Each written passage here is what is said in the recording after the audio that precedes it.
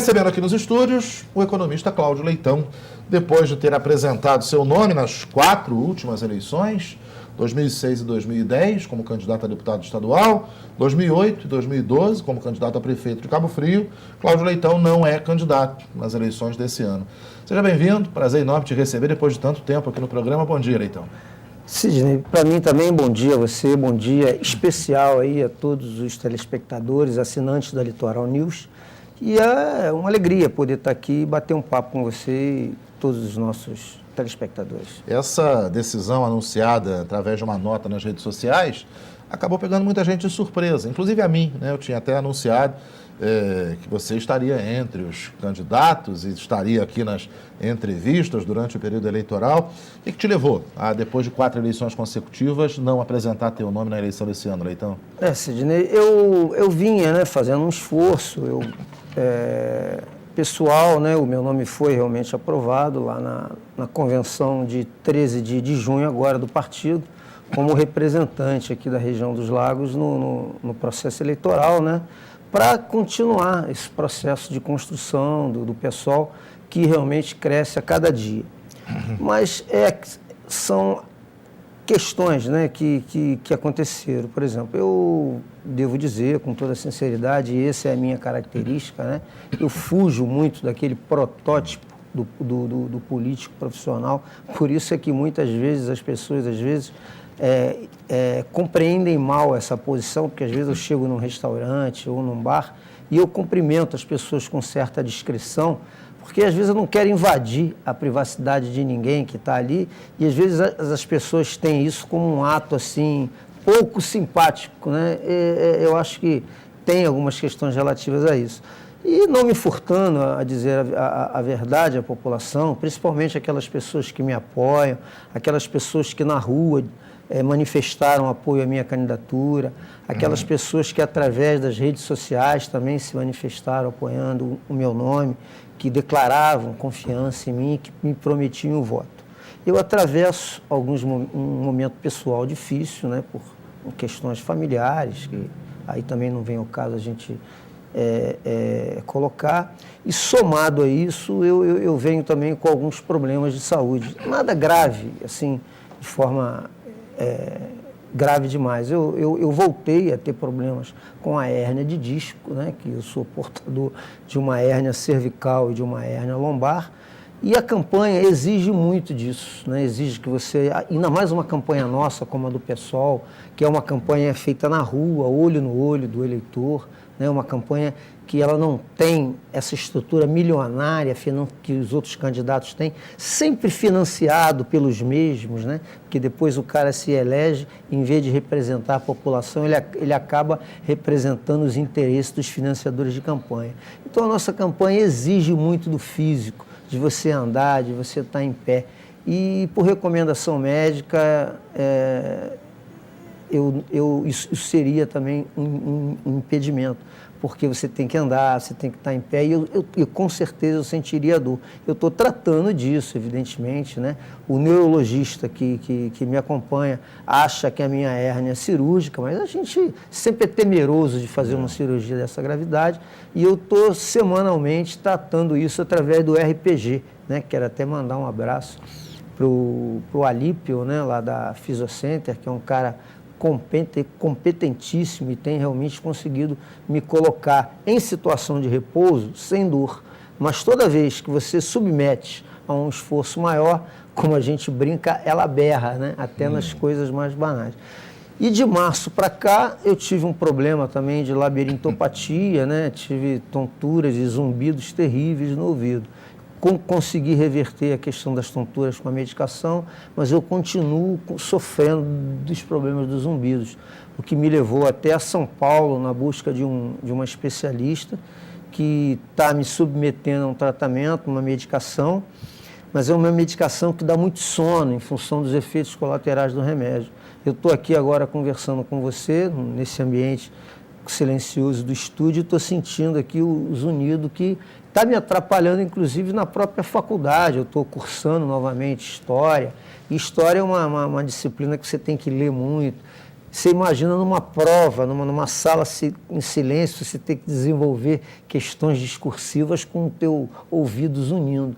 Então, tudo isso somado não me dá aquela tranquilidade, não me dá aquela condição de enfrentar um processo tão duro como é a campanha eleitoral, principalmente, conforme eu falei, no nosso caso, onde a campanha é feita basicamente na rua, nesse contato, nessa dureza de campanha com a população. Então, numa decisão, né, que o pessoal, e também conversei com todos os membros do partido, eu resolvi não deixar, né, pular, vamos dizer assim, essa eleição, mas certamente vou estar aí participando das lutas cotidianas e em 2016 estaremos de volta também para a luta institucional participando das eleições. Uhum. E em primeira mão te digo aqui, provavelmente como candidato a vereador, que eu acho importante que essa Câmara de Vereadores tenha uma pessoa independente, não ligada nem a A e nem a B,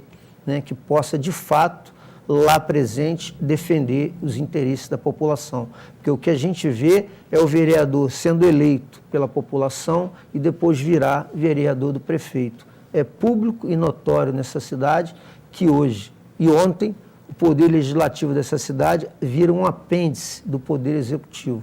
Eu acho que é importante para a população, em 2016, ter um nome, ter uma pessoa que seja independente e que, de fato, possa fiscalizar o executivo e trabalhar e defender os interesses da população.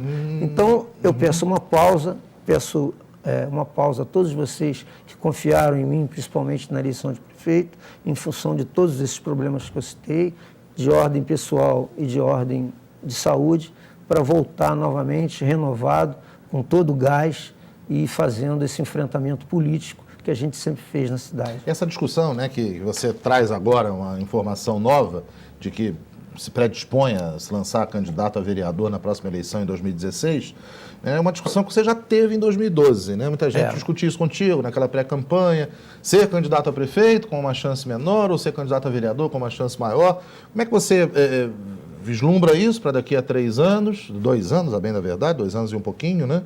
E o que mudou, na tua opinião, de lá para cá, para que você hoje amadureça de uma forma mais definitiva a decisão de vir candidato a vereador? Então? Sidney, eu sou um cidadão comum, como você que está me olhando agora. É um cidadão trabalhador, entendeu? Eu acabei de me aposentar agora, trabalhei 35 anos, né? Tenho trabalho desde os 15 anos de idade e sou um cidadão rigorosamente igual a você. Não sou um político profissional e carreirista.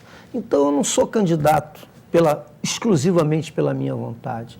Eu sou candidato depois de conversar com a nossa base, com os elementos do partido, e a partir dali a gente toma uma decisão consensual, entendeu?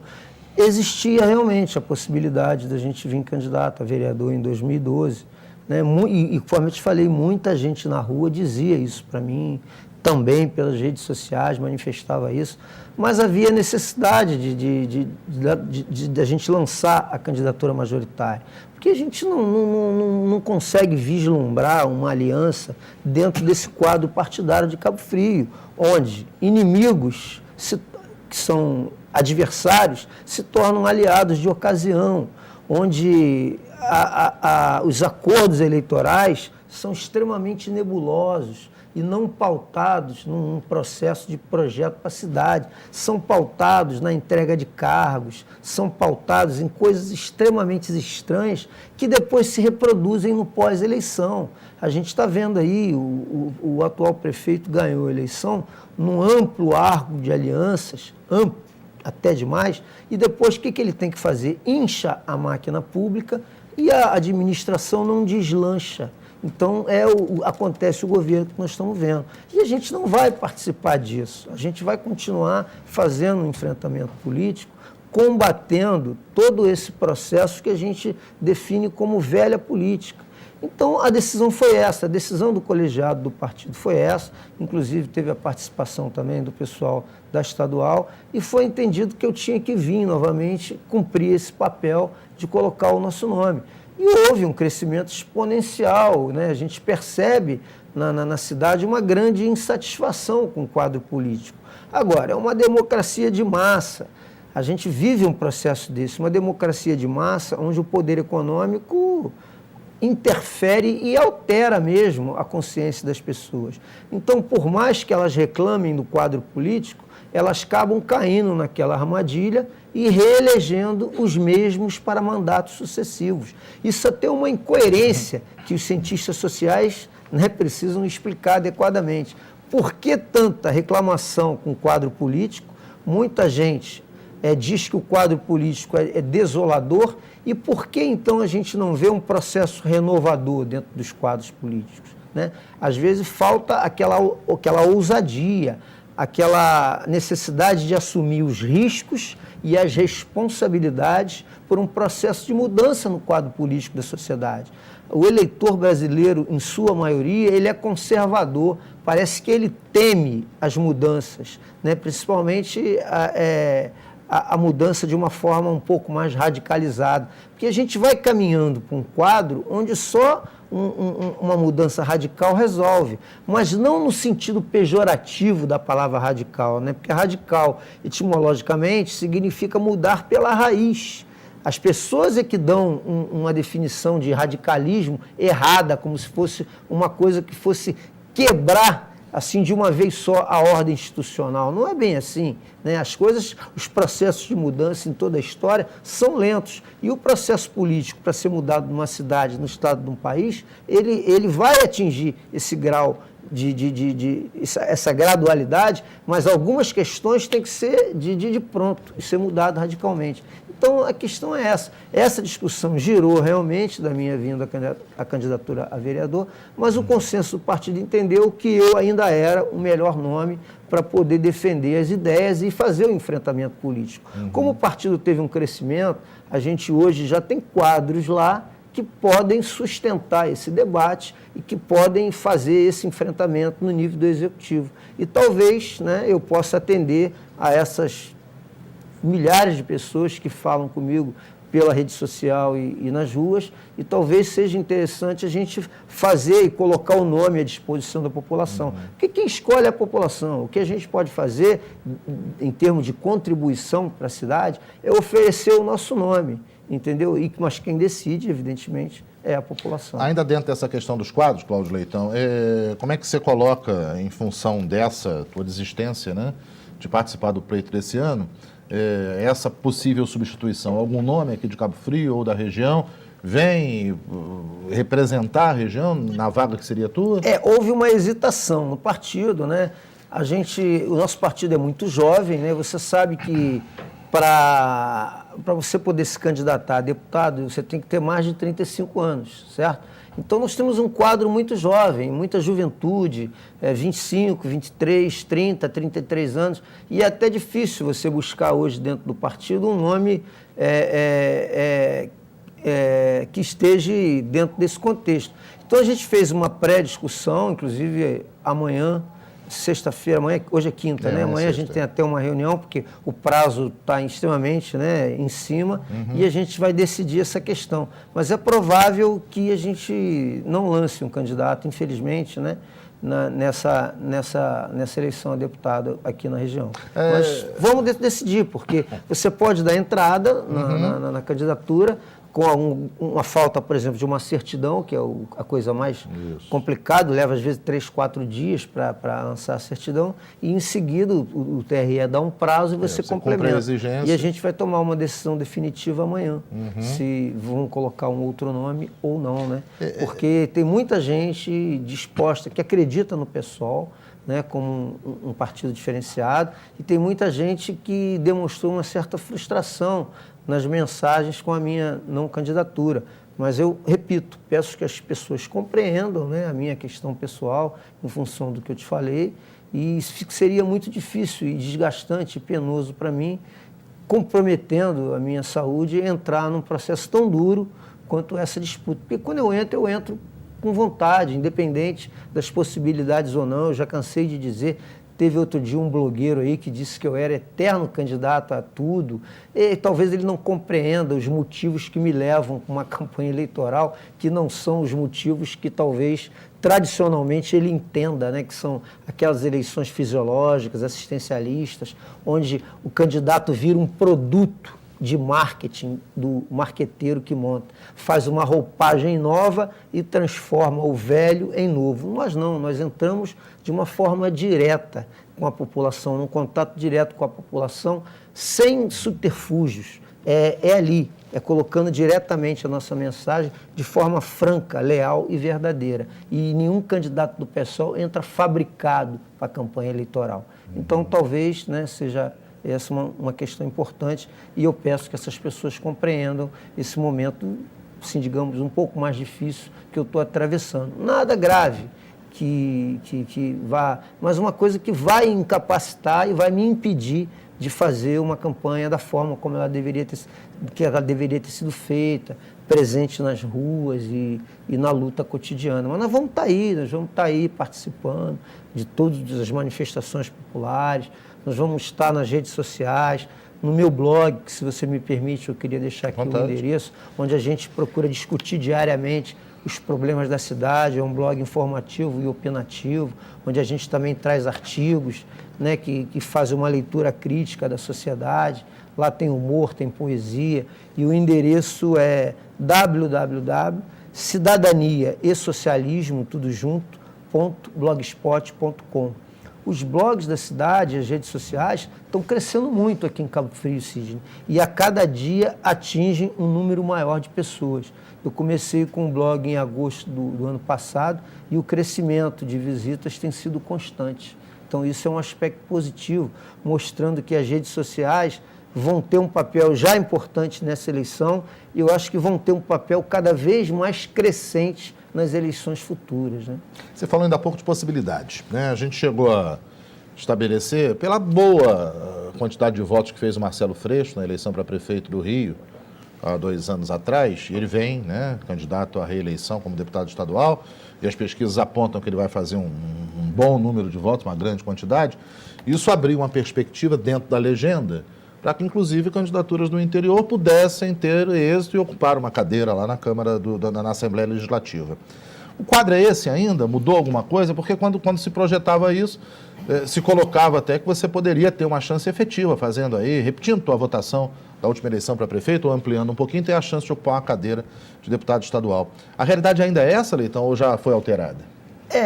Pesquisa para deputado é sempre uma pesquisa muito difícil, né? Porque o voto proporcional não é igual ao voto do executivo. Claro. Né? Mas a gente tem dados de pesquisas eleitorais com relação ao Marcelo Freixo que indicam, né, uma votação entre 400 mil e 600 mil votos. Tem algumas mais otimistas que vão além disso, mas particularmente eu não acredito em tanto. E isso significaria uma bancada de talvez de 6 a 7 parlamentares, né? Então abriria realmente essa possibilidade dentro desse processo, dessa matemática eleitoral que a gente vive, né? Onde a soma da legenda, ela às vezes ajuda a eleger outros menos votados. É um sistema passível de crítica, né? Porque tem muita gente que diz que vota em A e acaba elegendo B, realmente isso acontece. Mas num partido como o nosso, num partido como o PSOL, isso não é o caso. A gente, inclusive, defende o voto em lista, a gente defende o financiamento público de campanha, porque a gente sabe que o Marcelo Freixo vai defender uma política que o Cláudio Leitão vai defender, que o Flávio Serafini, lá em Niterói, que vai ser candidato, vai defender, que o professor Josemar, que é candidato lá em São Gonçalo, vai defender. Porque a gente tem uma unidade de ação e um conceito programático muito bem definido, entendeu? Com relação ao que a gente espera, né, de mudança política na sociedade. A gente quer transparência, a gente quer o fim do fisiologismo, do nepotismo. É uma questão, conforme eu falei, difícil, mas que precisa ser lutada, entendeu?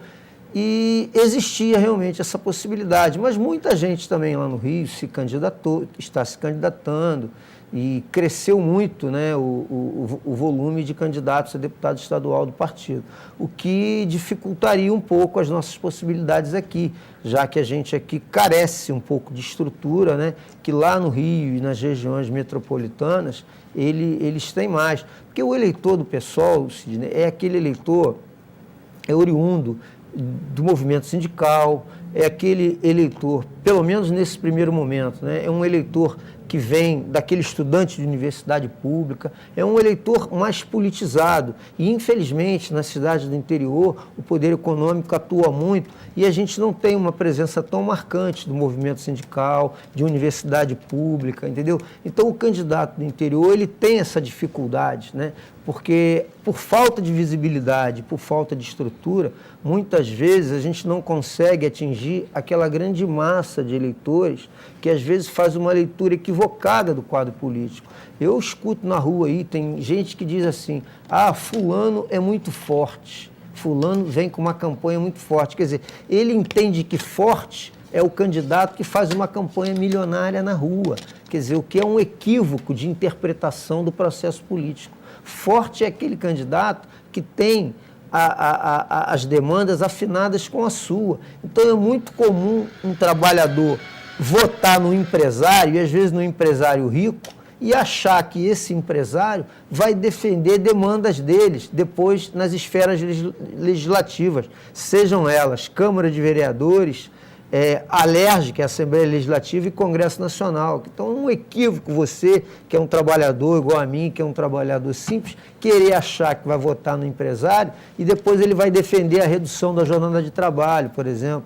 Ele vai defender o fim do fator previdenciário, que limita os teus valores de aposentadoria. Os interesses de classe dele são diferentes dos seus. Então, é importante que esse eleitor perceba isso e, na hora do voto, apure, tenha um pouco mais de apuro, de senso crítico na hora de votar e entender que candidato forte não é aquele que faz a propaganda mais rica. Até porque, por trás daquilo, tem os financiadores de campanha. E depois, esse cidadão eleito com essa campanha milionária, em primeiro lugar, ele vai atender os interesses de quem financiou a campanha dele. E daí vem todo esse processo de corrupção na política que depois você reclama, né? Que vem exatamente do vício do financiamento privado e depois das obras superfaturadas que são devolvidas para esses caras que financiam campanha. Então, essa é uma dificuldade que a gente encontra no interior. E isso também, evidentemente, fez pesar a minha decisão, né, de preferir deixar e guardar as energias e as forças, né, esperando superar esse momento pessoal e de saúde que eu vivo, para em 2016, com um partido um pouco mais organizado, e aí é uma eleição dentro do nosso próprio município, poder desenvolver um trabalho melhor e tentar mostrar para vocês que as nossas demandas vão de encontro aos seus interesses. Tá claro. Deixa eu propor um tema contigo, né? Porque é importante, até pelo teu conhecimento da política, avaliar isso. A gente viu no ano passado jovens, sobretudo jovens, né, irem para a rua, buscarem reivindicações, e aquela faixa onde o alistamento eleitoral é facultativo, dos 16 até os 18 anos incompletos, ela teve a menor adesão, né, para essa eleição de agora de toda a história. Foi um índice muito abaixo do que se podia esperar. O jovem não foi lá, esse que pode não fazer o título, né, ele não foi lá, em sua grande maioria, fazer esse título de eleitor. Como é que você avalia isso? É um contrassenso, né? O protesto e na hora de poder ter a arma do voto na mão, o jovem abrir mão disso? Como é que você avalia, Leitão? É o desencanto, né, Sidney? É o desencanto da política, porque você vê o noticiário da TV, você vê nas redes sociais, toda hora pipoca um escândalo aqui e outro escândalo ali. Cabe ao jovem, né, que por si só, pela própria juventude, já traz com ele aquela rebeldia, que traz com ele aquele desejo de mudança, se informar mais e saber fazer essa diferenciação que, às vezes, um eleitor mais velho, que já foi aculturado em todos esses dogmas da velha política, às vezes não consegue compreender. Eu tenho a impressão que essa eleição, agora de 2014, ela tem duas vertentes que eu acho que ela pode descambar, até falando isso baseado nos grandes movimentos do ano passado, de junho do ano passado, que vieram, né, diminuindo, mas ainda continuam latentes, né, de forma reduzida aqui e ali. Então eu vejo duas vertentes para essa eleição. Uma, que pode se transformar na eleição da negatividade, ou seja, fazer crescer muito os votos brancos e nulos. E a outra vertente que eu vejo é caminhar um pouco mais para um processo renovador, principalmente no legislativo, né? Porque no executivo a gente sabe que o poder econômico, a força do dinheiro ainda manda muito, ainda impera muito, porque encontra uma população carente que é refém, né, da falta de todas essas políticas públicas que esses caras prometem e não cumprem, entendeu? E que naquele momento é satisfeito numa necessidade usual, como a gente diz, é um saco de cimento, é um tijolo, é uma cesta básica, que os caras continuam burlando a lei, né, e o TRE não consegue fiscalizar isso, e da própria compra de votos, né, que aqui na cidade, na eleição de 2012, foi uma coisa escancarada, reconhecida pelos próprios promotores eleitorais do TRE, que não tiveram condições de fiscalizar adequadamente. Então eu vejo que o processo de renovação tem que partir realmente dessa juventude. E eu percebo um alinhamento do pessoal com essa juventude. Aqui, por exemplo, em Cabo Frio, a gente tem um grupo de militância jovem, o que significa um futuro de crescimento para o partido, entendeu? Então, eu acho que, conforme você disse, em parte é o desencanto, em parte é a falta de formação, porque o próprio pai foi aculturado num processo político desse, né? Equivocado. E acaba passando alguma coisa para o filho quando ele diz: político é tudo igual, político são todos safados. Quer dizer, vivemos um período de análise generalizante quando isso não é verdade. Nem todo político é igual, nem todo partido é igual. E você, principalmente jovem, não pode se deixar convencer por isso, né? Porque todo o processo de análise generalizante, ela traz consigo uma série de equívocos. Senão você vai dizer aqui, todo brasileiro é corrupto. Então você que é brasileiro vai estar dentro disso se você não é. Então não pode se dizer que todo político é corrupto, todo agente político, por exemplo, é corrupto. Tem muita gente do teu lado, tem muita gente defendendo o que você defende. O que a gente precisa aprender é isso, é um pouco mais de informação e a partir daí, conforme eu falei, ter ousadia, e assumir os riscos e as responsabilidades de renovar o quadro político. Agora, não adianta renovar votando numa cara nova ligado a um velho cacique político, porque aquilo ali é uma grande enganação, porque não vai renovar nada. Cara nova, que representa interesses de velhos caciques políticos, vai continuar e vai reprisar as mesmas práticas políticas do seu mestre lá, do seu patrocinador. Então, a renovação tem que se dar dentro do processo político com pessoas independentes, com pessoas que não fazem parte dessa velha ordem estabelecida. E isso precisa ficar claro para a juventude e para as pessoas que querem pensar a política e querem ver um futuro melhor para ela, para os filhos, para os netos, entendeu? Então, esse processo tem que estar vibrante dentro da cabeça da gente. Tem riscos, tem responsabilidades, porque você não está escrito na testa de ninguém que aquela cara nova independente também, ela vai realmente atender às suas demandas. Eu reconheço isso, porque muita gente usa esse argumento. Mas eu mudo e a pessoa depois que entra no sistema, ela é corrompida pelo sistema. Mas isso não é verdade. Se a pessoa tiver firmeza, e você encontra muita gente no parlamento estadual, nacional, que não entra no esquema e que se mantém ali defendendo rigorosamente os interesses de quem votou nele. Então, não se deixe levar por esse processo generalizante, porque ele é o caminho para a continuidade desse quadro desolador da política que nós vemos hoje. Estou conversando aqui com o Cláudio Leitão, né, que confirmou do nosso programa que em razão de problemas pessoais, de alguns problemas de saúde, nada grave, ainda bem, né, não vai apresentar o nome dele depois de 4 eleições consecutivas, 2 inclusive como candidato a deputado estadual, mas não apresenta o nome nessa eleição de 2014, mas já adiantou que o plano para 2016 é apresentar o nome como candidato a vereador. Antes de apresentar algumas das questões aqui que os telespectadores levantam, deixa eu dar 2 informações. Uma é que hoje a Liga Cabo Friense de Futsal, através do presidente Dário Monteiro, recebe uma moção de aplausos concedida lá pelo vereador Zé Ricardo, pelo belo trabalho que o Dário está fazendo à frente da Liga, né? 1 ano de administração, mas o Dário tem revitalizado o esporte, tem mostrado aí uma dinâmica bastante grande na organização do nosso futsal. Parabéns ao Zé aí pela moção, né, que é merecida, né? Muita gente discute essa questão da moção de aplauso, mas é uma forma da sociedade reconhecer também, né, alguns trabalhos importantes que são feitos. No caso do Dário e da Liga Cabo Friense, merecidíssima essa homenagem da sociedade cabo-friense como um todo.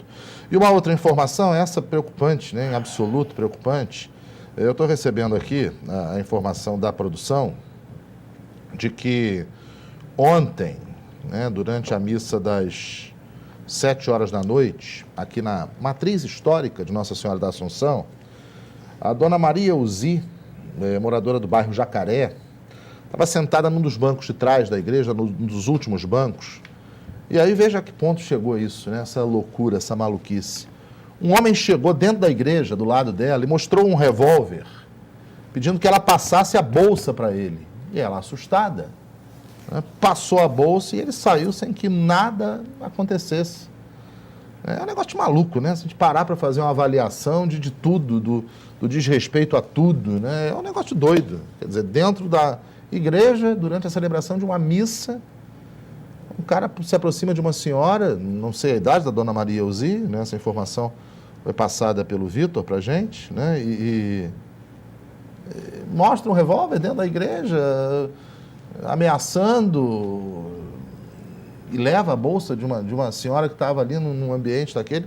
Meu Deus, né? A gente, a cada dia que passa, a gente fica mais preocupado. Todo dia que você abre aqui o blog da Renata, o blog do Edu, tem morte, tem assassinato. Ontem mais 4 tombaram. 4. E isso vai virando normal, sabe? A gente dá, eu até disse isso para você algumas vezes, eu nem gostava muito de dar informação policial, né? Mas você tem que informar as pessoas do que está acontecendo, né? A gente não pode simplesmente passar batido numa realidade dessa, né? Não curto, não. Acho que, né, você às vezes estimular algumas coisas, mas notícia é notícia, jornalismo é jornalismo. E todo dia tem 3, tem 2, tem 4, tem 1, não tem um dia que não tenha um assassinato aqui na região. Quando tem que fazer festa. Porque todo dia, 40 e poucos anos, né? Tem a senhora que teve a bolsa roubada dentro da igreja, durante a missa. Um negócio se maluco. me permite só um minutinho claro, em cima desse ponto, é óbvio que a violência, ela é as causas são multifatoriais, claro, evidentemente, claro. tem uma série de aspectos. Mas o fato, principalmente aqui na cidade, do aumento da violência, ele é uma demonstração muito clara, e principalmente porque ela é nitidamente praticada por jovens. Você vê que quem é vítima da violência é o pobre, o preto e o morador da periferia, entre 16 e 22 anos, ela é claramente culpa também da falta de políticas públicas que, ao longo desses últimos 20 anos, não foram realizadas. Deixaram essas pessoas serem cooptadas com extrema facilidade pela marginalidade. É óbvio que tem ali situações de cidadãos que têm aquela má índole mesmo. Agora, muita gente ali poderia não estar fazendo isso e está fazendo exatamente pela falta de oportunidade que tiveram ao longo desses últimos 20 anos. Se você olhar para a cidade e ver o que foi feito em termos de geração de emprego e renda, o que foi feito em termos de qualificação profissional, o descaso constante na educação, são fatores que contribuem para isso. E aí a população tem que parar para pensar na hora que ela quer reclamar da violência e refletir sobre tudo isso. Aí você vê do outro lado da ponta, as pessoas que governaram essa cidade estão aí ostentando um patrimônio incompatível com a função pública. Então, o dinheiro que deveria ser direcionado para políticas públicas, para disputar esse jovem com a criminalidade, foi parar no bolso de muita gente, foi parar na incompetência de muita gente, que não realizou o que deveria realizar. É uma discussão complexa, essa discussão da violência. É óbvio que isso não é o motivo sozinho desse aumento gritante da violência em Cabo Frio, mas foi permitido pelas autoridades, ocupações irregulares, pessoas que vinham de cidade de fora e eram estimuladas a ocupar e se constituir uma periferia com favelas, desempregada ou subempregada, que às vezes o cara parte para a criminalidade, porque ninguém vive sem dinheiro. Se ele não consegue isso pelas vias legais do trabalho, do preparo, ele vai, pega uma arma e vai lá e assalta. E você vê, basicamente, quase que 90%, eu acompanho isso também, quase que 90% desses assassinatos são de jovens entre 16 e 22 anos, pobre, preto, favelado, que nunca tiveram uma oportunidade na vida e num município rico como o nosso. Isso serve de reflexão também para o telespectador e para você, né, que vai votar em 2014 e fazer essa avaliação se essas pessoas que estão há tantos anos comandando politicamente a cidade e seus possíveis indicados na campanha eleitoral merecem isso. E a outra prova, só para fechar, é o que está acontecendo para o governo do Estado. As alianças estapafúrdias que juntam inimigos de décadas, como, por exemplo, César Maia e o Sérgio Cabral, que estão juntos agora na mesma campanha política. Aí eu te pergunto, você acha que isso é para o bem do Estado ou é para interesses de grupo?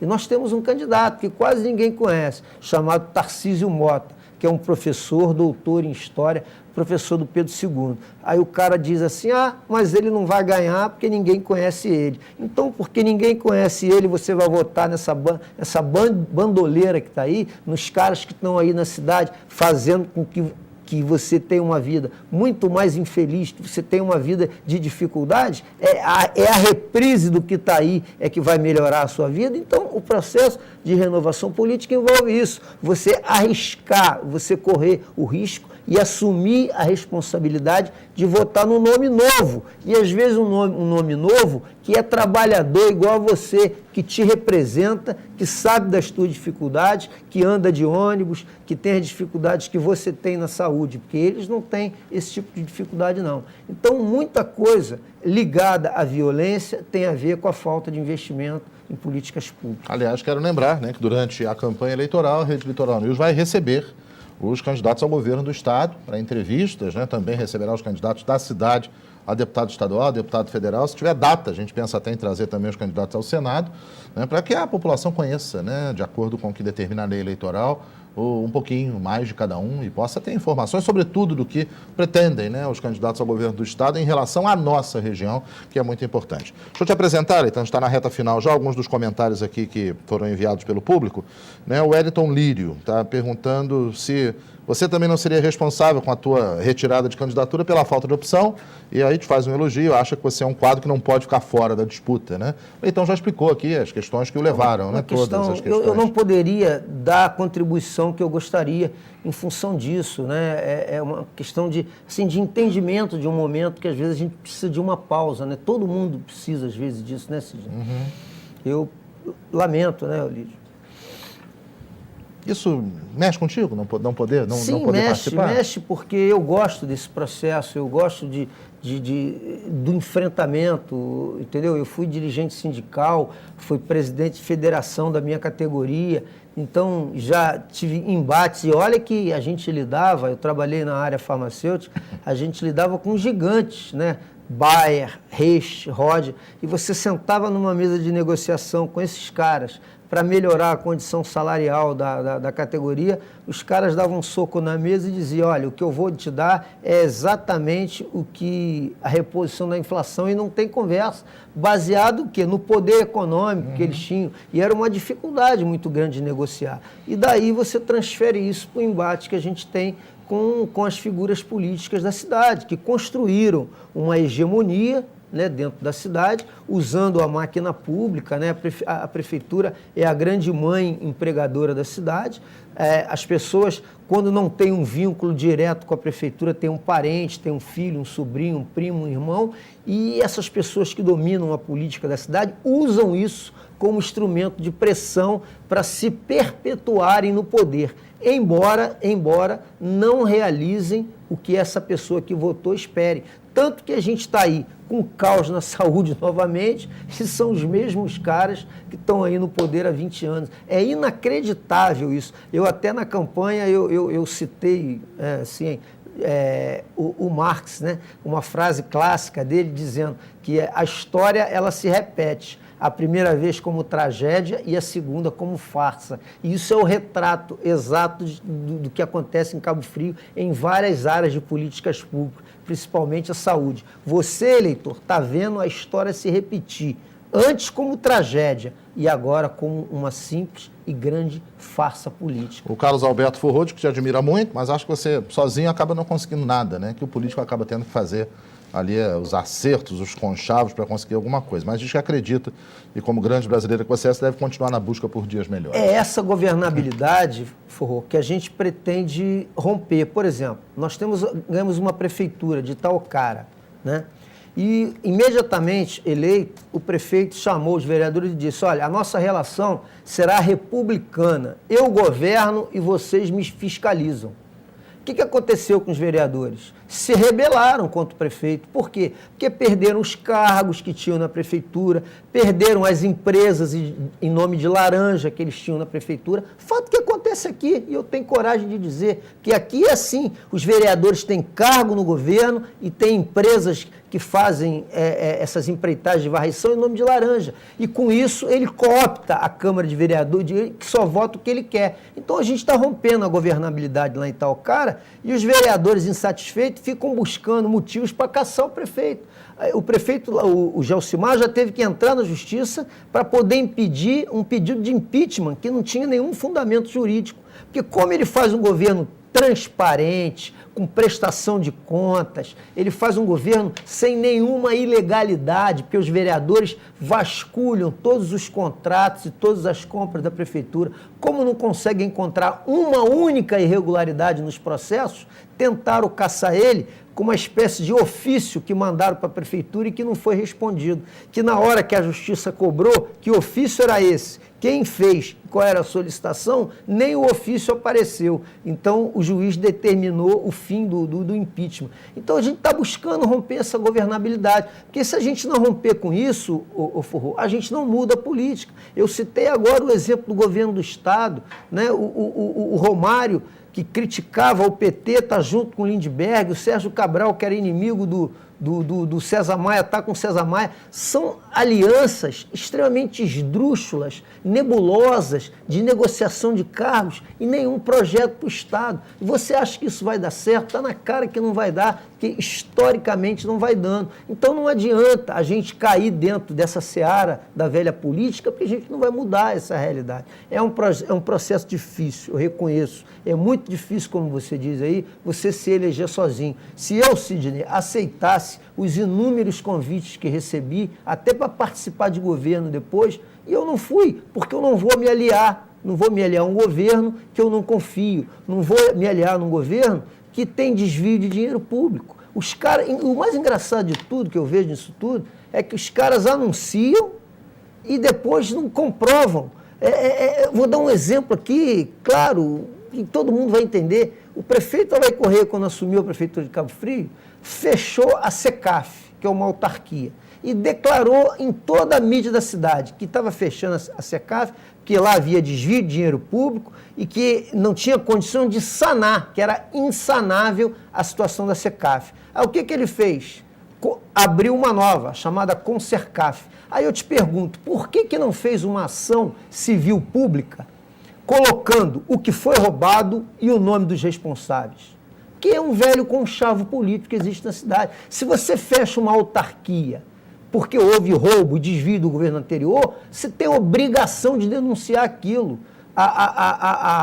O cargo público, uma das premissas, é a publicidade das coisas. Aí eu te pergunto, e o que a Câmara de Vereadores fez diante de uma declaração dessa do prefeito? Rigorosamente nada. Então o dinheiro da população se esvai pelos ralos da corrupção e fica por isso mesmo. Entendeu? Essa é uma questão importante. Ele declarou que tinham fraudes na saúde, que tinha um desvio de dinheiro público na saúde. Não fez rigorosamente nada, não tornou público esse desvio para a população. Então é isso. Aí você, como respondendo a tua pergunta, você quer que a gente se alie a isso aí? Então eu digo com maior sinceridade para você, eleitor, eu prefiro perder sozinho de que vencer aliado com esses caras. Porque a vitória deles é a derrota da sociedade. E os fatos políticos e a falta de política pública no dia a dia atesta, é uma prova inconteste do que eu estou dizendo para vocês. Prometem, vencem a eleição e não cumprem. Representam o atraso. Como eu falei, embalados por um marqueteiro que transforma o velho num produto novo. E a gente não embarca nessa canoa, não. A luta é difícil, mas nós vamos continuar enfrentando ela. Agora, quem decide é você. O nosso papel é colocar o nosso nome à sua disposição. Entendeu? O nosso nome de independência, de não compactuação, como está colocando lá o professor Tarcísio Mota, que vai estar aqui no debate e vai mostrar a capacidade dele, quem ele é. Mas sabe o que vai acontecer? Aí o eleitor diz assim, mas quem está forte é garotinho, Sérgio Cabral, vou votar nele. Aí depois vai ver a lista de processos que eles têm, aí vai ver o que acontece com a administração, que não atende às suas demandas, entendeu? E o trabalhador continua morrendo na fila dos hospitais, e o trabalhador continua amassado no transporte público coletivo, e o trabalhador continua com dificuldades na educação. E isso é extensivo a seus filhos. Então não tem esquema. A gente, inclusive, tem combatido internamente alguns integrantes do PSOL que têm partido para fazer esse tipo de aliança. A gente tem um embate com o pessoal do Amapá, tiramos o Randolph da campanha presidente, a base forçou ele a decidir, porque o Randolph está com uma política aliancista no Amapá que vai de encontro ao programa do partido. Entendeu? Ele, inclusive, ele está para sair do partido. Tamanha a insatisfação que ele está. Então, a gente está tendo algumas contradições internas. Nós tivemos no Rio de Janeiro o problema da Janeira Rocha, né, que eu não me furto em dizer, porque a gente não tem medo de colocar abertamente os problemas que o pessoal tem. O Rio de Janeiro, a direção do Rio de Janeiro, inclusive o nosso diretório votou a favor, pediu a cassação de mandato dela pelas irregularidades que ela fazia. Porque do jeito que a gente discute, defende, do jeito que é o nosso discurso, ela jamais poderia incorrer num erro daquele. E a direção nacional até hoje não votou esse pedido de cassação da Janeira, entendeu? Então nós temos as nossas contradições internas, mas são poucos casos. Mas nós temos também a coragem, né, e o compromisso com a verdade de dizer isso. Não há partido perfeito. O pessoal não é feito por anjos de sacristia e por vestais, não. Há pessoas lá que realmente desviam, às vezes, do caminho partidário.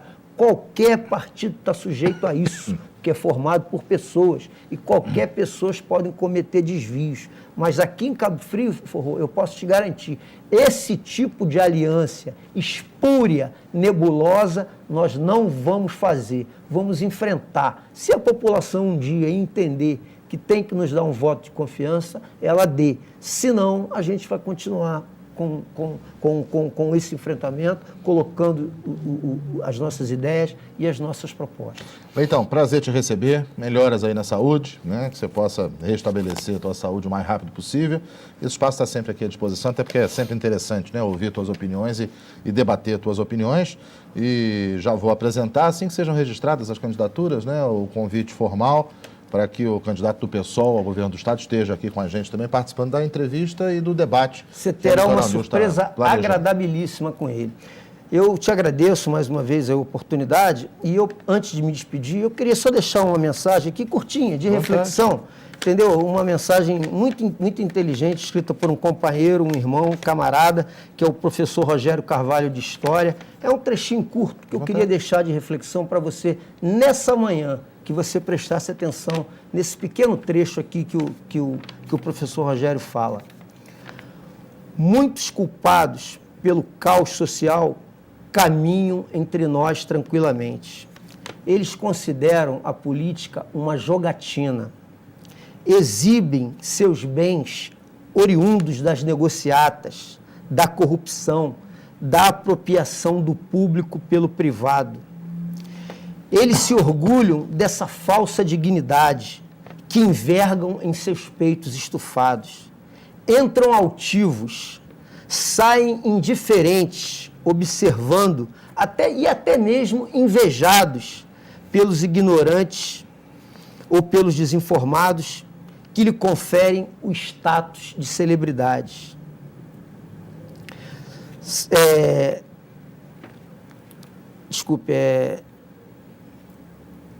São gansos se apresentando como cisne. Enxergamos melhor essas pessoas quando vemos a lágrima dos pais, dos filhos que morrem no atendimento da saúde pública. O sangue que verte de um inocente caído na calçada, vítima da violência urbana. E o suor do trabalhador que vive e morre sem conhecer a satisfação de suas necessidades básicas. Muitos culpados pelo caos social, pelo caos social dessa cidade, caminham entre nós. Essa é a mensagem que ele quer lhe deixar. E eles caminham entre nós e a partir de 5 de julho ainda vão pedir o teu voto. E cabe a você resolver essa questão. Um bom dia e tudo de bom para vocês. Um abraço, Leitão. Saúde, tudo de bom. Cláudio Leitão, economista, né? Trouxe